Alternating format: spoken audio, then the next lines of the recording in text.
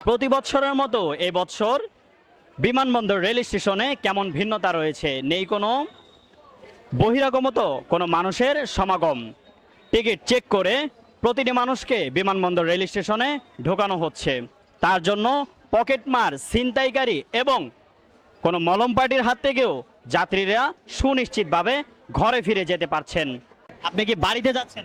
জি জি, ইনশাআল্লাহ। অন্যান্য বছরের মতো এবছরও বাড়িতে যাওয়ার পথে আপনি বিমানবন্দর রেল স্টেশনে কি কি ভিন্ন ব্যতিক্রম কোনো কিছু দেখতে পাচ্ছেন?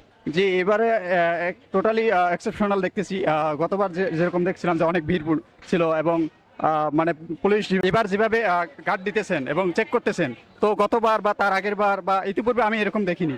তো আমি আসার সময় দেখলাম যে আমাকে তিনজন চেক করলো আমার টিকিটটা। খুব ভালো লাগছে জিনিসটা, অর্থাৎ দুর্নীতি নেই বললেই চলে, আমি যেটা মনে করি আর কি।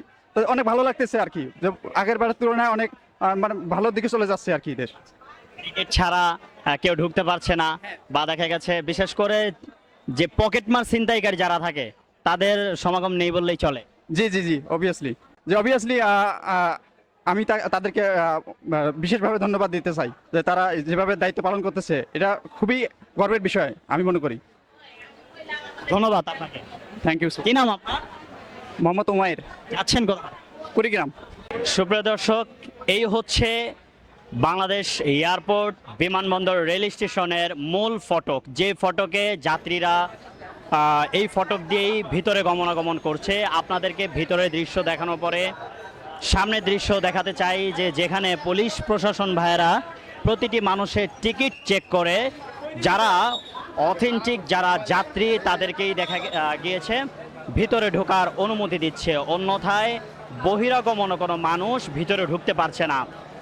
সুপ্রিয় দর্শক, ভিতরের থেকে একজন মানুষ বক্তব্য নেওয়া, ঘরমুখ যাত্রী ভাইয়ের কাছ থেকেই বক্তব্য নেওয়া হয়েছে, যা হচ্ছে যে বাংলাদেশ রেলওয়ে কর্তৃপক্ষ তাদেরকে ধন্যবাদ জানিয়েছে, বিশেষ করে বাংলাদেশ পুলিশ প্রশাসন তাদেরকে ধন্যবাদ জানিয়েছে। বাংলাদেশে এই প্রথম এই বছর এমন ব্যবস্থাপনা রাখার জন্য, প্রতিটি মানুষ ছিনতাইকারীর কবলে যেন না পড়ে এবং প্রতিটি মানুষ যেন সুন্দরভাবে তাদের পরিবারের কাছে পৌঁছে যেতে পারে, বাংলাদেশ রেলওয়ে কর্তৃপক্ষ এবং পুলিশ প্রশাসন ভাইয়েরা সেই ব্যবস্থাপনাই রেখেছে।